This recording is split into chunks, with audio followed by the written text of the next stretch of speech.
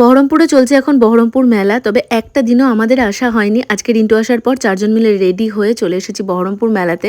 আমার যতদূর মনে পড়ে আগেরবারও বহরমপুর মেলা যখন চলছিল তখন আমি বহরমপুর ছিলাম আর আমি আর রিন্টু বহরমপুর মেলা দেখতে এসেছিলাম। মেলায় আসার পর সবথেকে প্রথমে যেখানে চোখ আটকায় সেটা হলো এই কাপ প্লেটের দোকান। জানি না আমার কাপ প্লেটের সাথে কি অবসেশন, আর দেখলে আমি জাস্ট পাগল হয়ে যাই।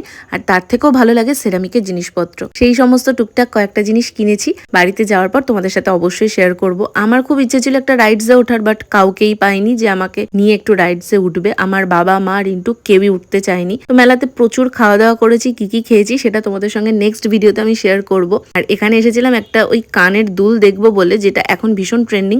পছন্দ মতো কিছু পেলাম না, তাই অন্যরকম একটা কানের নিয়েছি। ফেরার সময় র্যাপিডো করে নিয়েছিলাম, কারণ এখান থেকে ভাড়া বলছিল 100 টাকা আর র্যাপিডোতে পড়েছে 56 টাকা।